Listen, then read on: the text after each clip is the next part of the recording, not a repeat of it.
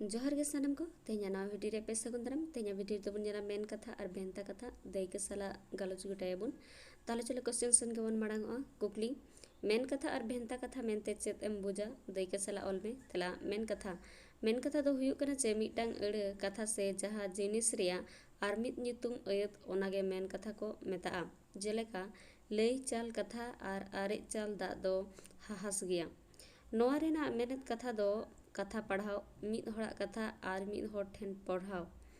Main कथा दो मित लेकन कोड लैंग्वेज कना अदो नोआ मेन कथा हो भेंता कथा लेका गे परसी केटेज रे गोपड़ो एमा एनते जहा परसी रे मेन कथा और भेंता कथा जस्ती कायते तहेना ओना परसी उन्नत गे केटेज किसड़वा भेंता कथा जहा कथा को सोझे सापटा बांग लई कते परसी ते रोड़ोआ एनते भेंताड़ ते रोड़ोआ ओना कथा को गे भेंता कथा को मेता जेलेका ओत उट माने सुकरी झल चाइलो माने डांगरा नड़ी जोटेत केदे माने बिंगेर एमान तेमान नोआ भेंता कथा को दो 30 खन चररोड़ एहोब अकान ओहम लई किया तबे भेंता कथा जहा परसी रे जेहिलो खन ररोड़ एतोहब अकाना लई में उन खन गे ओना परसी उतनो डहार रे तोराव रकाब अकाना ओनाते भेंता कथा हुयुग कना परसी रेना जीवी जहा परसी रे अड़ी जस्ती भेंता कथा तहेना ओना परसी उन्नत गे किसड़ से केटेजोआ नोआ मेन कथा और भेंता कथा को दो मिद दिन ते दो बांग हुई कना जुग जुग धुरिया सावता घारोंज रे बास आकाद मानमी को घारोंज जीवन खंडाव लगित ते नाना हुनर कमी को तलाते लगती अकान रे मेन कथा और भेंता कथा दो सारी कथा सरियड़ ते और जुक्ति बुद्धि तिंगु केटेज रे अड़ी जाग गोड़ो सपोहदे एमा मेन कथा और भेंता कथा दो सोनेगोड़ सिकड़ी ते तोल केटेज मेना सावता रेना रनोड़ माजते नोआ रोड़ रनोड़ माज दो सतारे घोटाव अकान नाना हुनर घटन को आते गा गबान अकाना होयतो ओना घटन आदो रेहों ओना रेना इतो दो रुखिया इदी गया नोंका गे सांताड़ी परसी रे अडी अथाम मेन कथा और भेंता कथा मेना जहा दो धरती रेना केटेज किसड़ एटा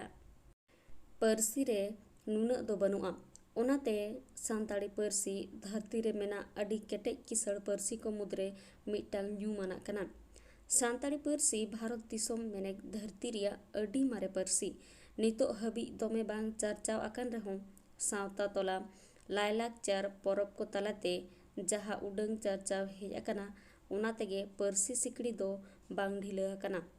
ओनाते नितो ओना मेन कथा और भेंता कथा सांताड़ी सावहेद रेना न्यूमाना हिसमेन ते गोटा हकना ओना मेन और भेंता कथा को रासा रमज कथा अयत रड़ तैयार ते अडी गोपड़ो एमा ओना मेन कथा और भेंता कथा को रेना दाइक बो नेल लगे मेन कथा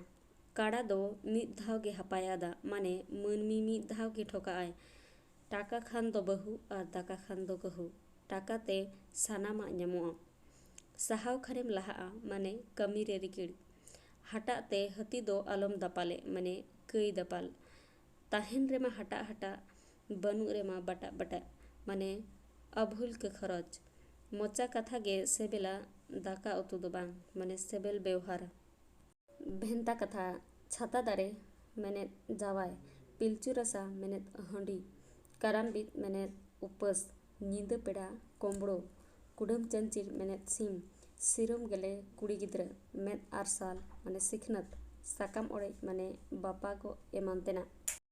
आरहन नोंकान हेल्पफुल वीडियो लगी सांताली स्टडी ओटू चैनल दो सब्सक्राइब तबन पे तेहिन दो नरकिन मुचादेआ सगुन जोहार।